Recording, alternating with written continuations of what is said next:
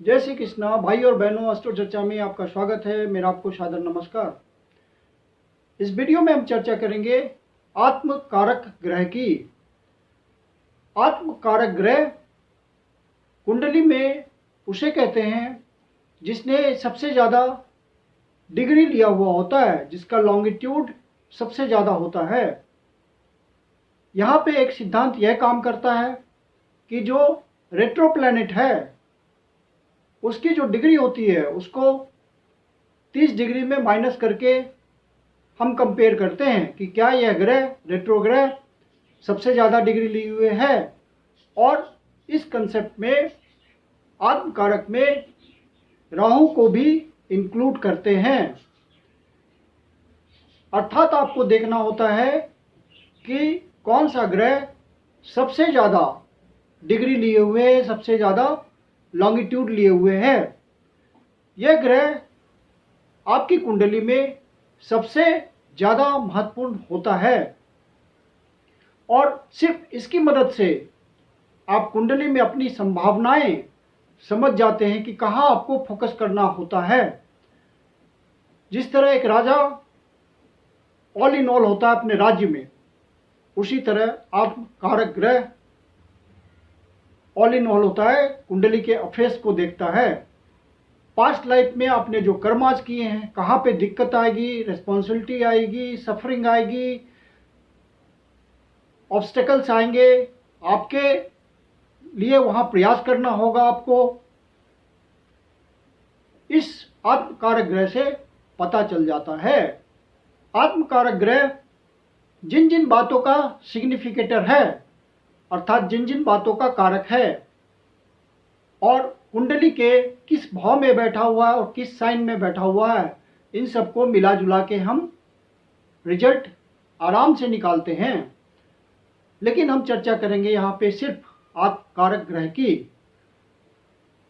ज्योतिष चूंकि पिछले जन्म के कर्मों को जानने में समर्थ है, भविष्य जानने में समर्थ है, तो हम कहते हैं कि आत्मकारक ग्रह आपके पास्ट लाइफ कर्मास को इंडिकेट करता है।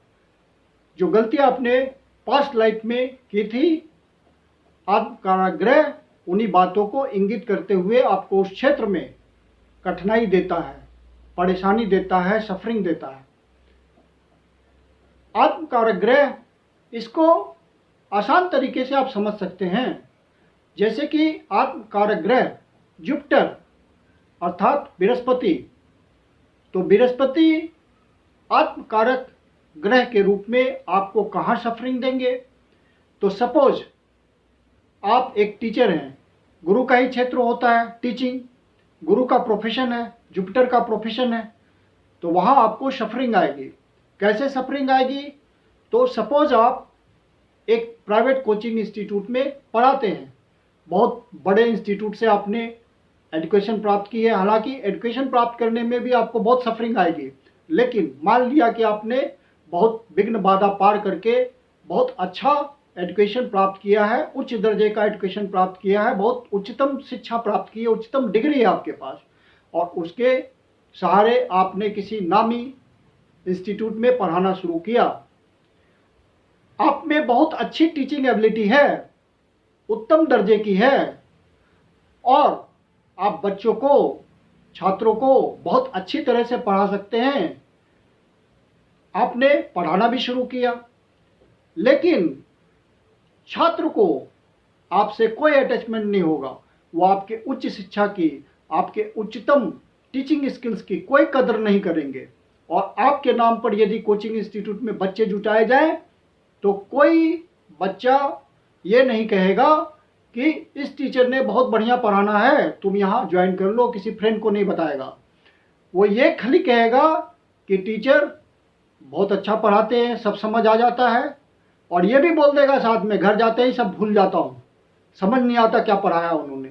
तो ये हुआ सफरिंग कि आप बहुत ही उच्च दर्जे के टीचर हैं, लेकिन फिर भी आपकी योग्यता की कदर नहीं है।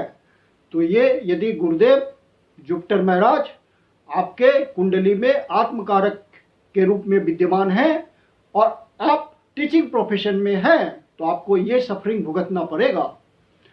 एजुकेशन आपने बिग बाधा के साथ स्मूथली आपका नहीं हुआ होगा, वहाँ विघ्न बाधा आई होगी। और आपको शिक्षा प्राप्त करने के बाद, एक हाई लेवल उच्च दर्जे की शिक्षा प्राप्त करने के बाद भी आपको वो श्रेय नहीं मिल रहा है जिसके आप पात्र हैं। और एक कोई साधारण सा टीचर बहुत प्रसिद्धि पा रहा होगा, आपका अपना कोचिंग इंस्टीट्यूट है सपोज, और आप इसी तरह के टीचर हैं, तो आपके कोचिंग में आपके नाम से बच्चे ही नहीं आएंगे, क्योंकि आपको वो पब्लिसिटी ही नहीं मिल पाएगी, सफरिंग होगी यहाँ पे।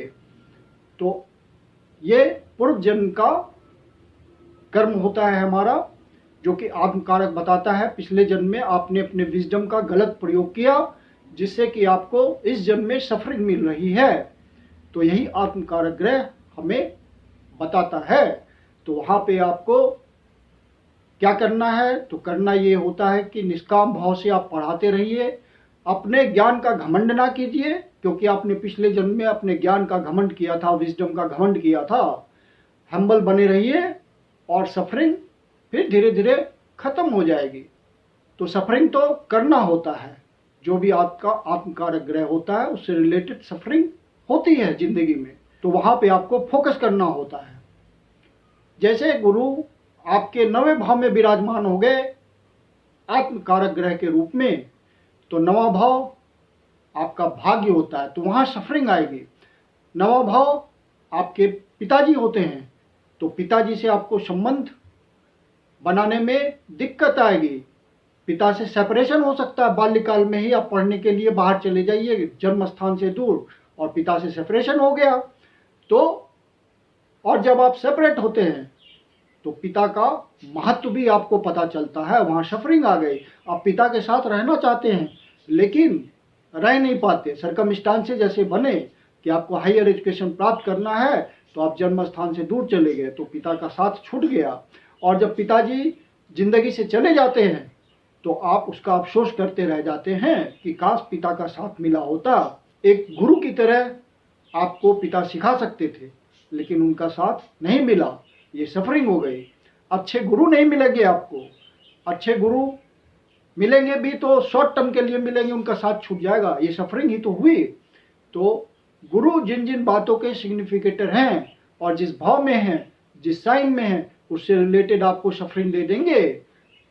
तो वहाँ पे इस बात को समझ कर करके हम्बल बने रहना है, जहाँ तक संभव होता है आपको प्रयास करना है, और ये मान के चलना है कि ये हमारे पूर्व जन्मों का कर्म का फल है। इस तरह से आपको आत्मकारक ग्रह का रोल समझ आ गया होगा।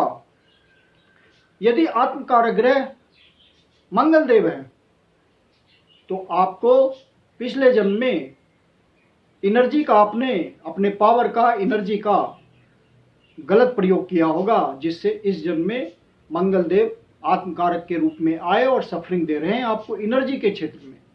तो मंगल देव क्या करेंगे, तो एग्रेसिव व्यक्ति बना देंगे आपको, क्रोध पे नियंत्रण नहीं रह पाएगा आपका, सफरिंग हो गई।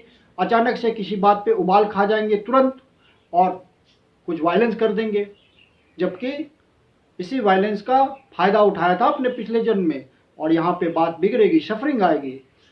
तो आपको इससे बचना है, अपने एग्रेशन पे कंट्रोल रखना है, और वाद विवाद से बचना है, वायलेंस से बचना है, नॉन वायलेंस की पॉलिसी को अपनाना है, अहिंसा के प्रति आपका ध्यान होना चाहिए, सहिष्णु स्वभाव होना चाहिए। तो सफरिंग धीरे धीरे खत्म होगी, क्योंकि आपको कुंडली के माध्यम से इंडिकेशन आता है कि इसकी रिमेडी क्या होगी। तो इसकी रिमेडी जो आपका कर्म है वही होगा। जिस भाव में है मंगल देव, उससे रिलेटेड आपको सहिष्णु बनना है। और नॉन वायलेंस का मतलब एक रिजल्ट ये भी हो सकता है कि आप वेजिटेरियन हो जाएंगे, ये आपके सफरिंग को कम करेगा। तो इस तरह से मंगल देव के आत्मकारक के रूप में और आत्मकारक की रिमेडी के रूप में सोच सकते हैं। यदि सूर्य देव आपके आत्मकारक हो गए तो इसका मतलब पिछले जन्म में जो आपको पावर मिली थी, स्टेटस मिला था, उसका आपने दुरुपयोग किया, तो इस जन्म में सफरिंग हो जाएगी। तो आपको बातों को सहन करने की शक्ति होनी चाहिए इस जन्म में। शॉर्ट कमिंग्स को दूर करना है आपको, किसी की बात को धैर्यपूर्वक सुनना है, अथॉरिटी जबरदस्ती नहीं लेनी है, नहीं तो सफरिंग से आप मुक्त नहीं हो पाएंगे। आप में जो भी शॉर्ट कमिंग्स हैं उसको एक्सेप्ट कीजिए और मानिए कि मेरे में ये कमी है, और उसको दूर करने की कोशिश कीजिए। तो फिर धीरे धीरे आपके रास्ते में जो बाधाएं हैं, सफरिंग्स है, वो दूर होंगी और आप सुखी जीवन की तरफ बढ़ेंगे। यदि आपकी कुंडली में शनिदेव आत्मकारक हैं तो इसका मतलब आपने पिछले जन्म में सेवा भाव ठीक से नहीं किया, अपनी ड्यूटी को ठीक से नहीं किया, अपनी सर्विस को ठीक से नहीं किया, तो इस जन्म में सफरिंग वहीं पे आएगी, दुख वहीं पे आएगा। तो आपको उस सफरिंग से बचने के लिए सेवा भाव, निस्वार्थ भाव से करना पड़ेगा। सेवा, उस सफरिंग से बचने के लिए आपको सेवा निस्वार्थ भाव से करनी पड़ेगी, अपनी फैमिली के लिए, अपने समाज के लिए, सबसे निचले तबके पे खड़े होकर के सबसे छोटे व्यक्ति की तरह आपको सेवा करनी पड़ेगी। तब आपको इस सफरिंग से मुक्ति मिलेगी। समाज की सेवा आप किसी भी रूप में कर सकते हैं, चाहे आप डॉक्टर हैं, हीलर हैं, या किसी भी प्रकार के चिकित्सक हैं, या समाज की सेवा किसी भी प्रकार में, किसी भी प्रोफेशनल के रूप में, छोटे प्रोफेशनल, बड़े प्रोफेशनल के रूप में कर रहे हैं, तो वहाँ पे निस्वार्थ भाव से कीजिए। निस्वार्थ भाव का मतलब ये नहीं होता कि आप मनी नहीं लीजिए।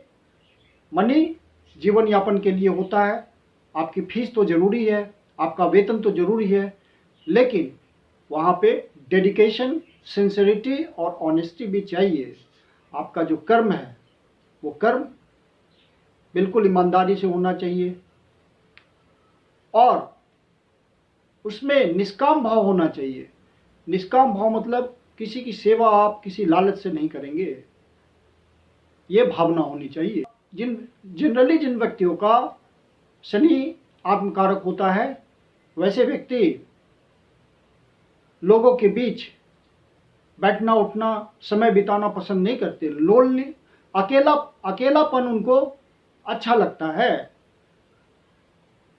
और यदि आप अपने फैमिली, अपने समाज की सेवा करेंगे तो आपकी सफरिंग्स कम होगी। ऐसे व्यक्ति को मौज मस्ती करना, आराम फरमाना पसंद भी नहीं होता। बस ये ध्यान रखना है कि सेवा करना आपका कर्तव्य है और निष्काम भाव से सेवा करनी है, तो वहाँ पे फिर जो बाधाएं आपके रास्ते में आएंगी वो कटती चली जाएंगी। जब राहु आत्मकारक ग्रह के रूप में आपकी कुंडली में विराजमान होंगे तो ये स्थिति बहुत ही इंटेंस कर्मा की होती है। पास्ट लाइफ में आपने शॉर्टकट अपनाया और धोखाधड़ी, चीटिंग, मैनिपुलेटिव रहे, तो इस जन्म में आपको कोई शॉर्टकट नहीं अपनाना है, सीधे साधे रास्ते पे चलना है, नहीं तो सफरिंग नहीं हटेगी। दूसरे आपको धोखा दें, कोई बात नहीं, आप उनको माफ कर दीजिए। फॉरगिवनेस आपकी सफरिंग को कम करेगी। जिंदगी में बहुत उतार चढ़ाव आएंगे, बहुत मेहनत करनी पड़ेगी, लेकिन ईमानदारी से सारे काम करना है ताकि सफरिंग कम हो जाए और राहु का रिजल्ट अच्छा है आपके लिए। शॉर्टकट को हमेशा के लिए ना बोल दें तो धीरे धीरे सफरिंग खत्म होगी। यदि मरकरी, बुध आपके आत्मकारक बनते हैं आपकी कुंडली में, तो इसका मतलब आपने पिछले जन्म में वाणी का, स्पीच का, कम्युनिकेशन का दुरुपयोग किया, हानि पहुंचाई समाज को अपनी वाणी से, तो इस जन्म में वहाँ सफरिंग आएगी। जब आप किसी को कन्विंस करने की कोशिश करेंगे तो सामने वाला कन्विंस नहीं होगा, सफरिंग रहेगी। अपने परिवार के लोग भी आप पर विश्वास नहीं करेंगे, आपकी वाणी पर जो बोलेंगे। परिवार वाले बोलेंगे झूठ बोलता है, तो वहाँ पे सफरिंग है। तो यहाँ पे उपाय ये है कि आप फॉल्स इंफॉर्मेशन नहीं दें, ऑनेस्ट बने रहें और पीस मेकिंग वाला काम करें अपनी वाणी से, दूसरों को सुख पहुँचाएं, तो सफरिंग कम होगी और अच्छा रिजल्ट मिलेगा फिर। और ये पूरी ज़िंदगी चलता है। जैसे ही आपने झूठ बोलना शुरू किया तो सफरिंग आने लगेगी। ये आप गहराई से महसूस करेंगे।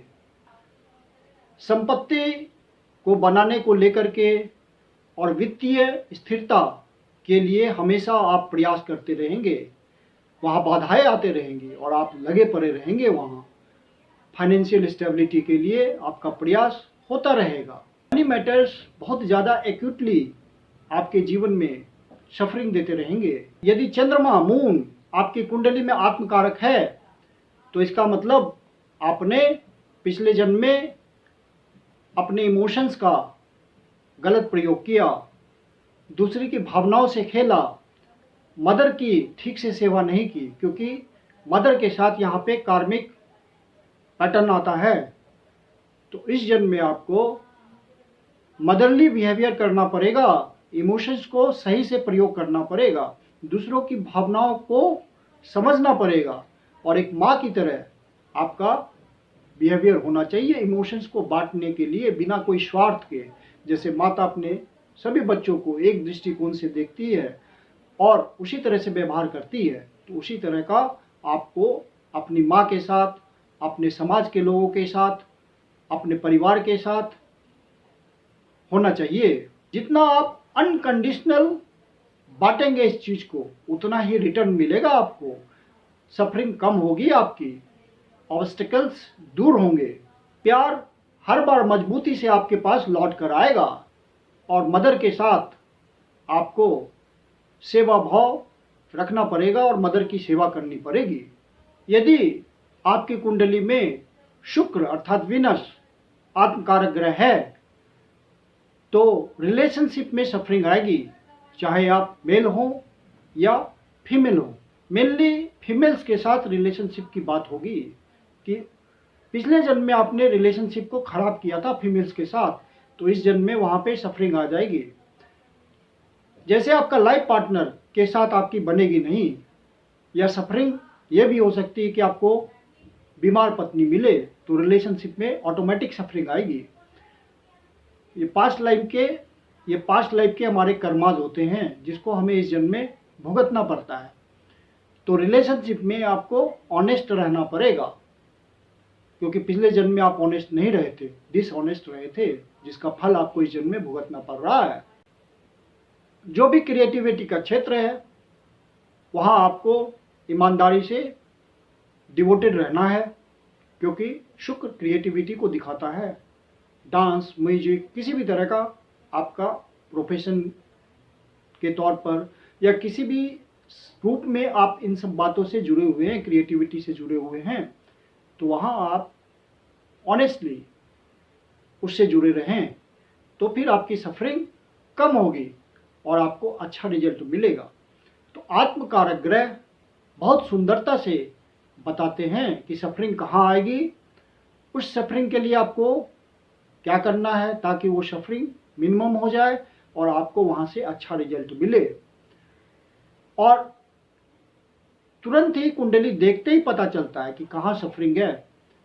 आत्मकारक ग्रह किस भाव में बैठा हुआ है, किस साइन में बैठा हुआ है, ये हम तुरंत जज कर लेते हैं और फिर उसको मैन्युअली देखने पे बहुत डीप में रिजल्ट आ जाता है। मैं कुंदन शर्मा आप लोग का हार्दिक स्वागत करता हूँ।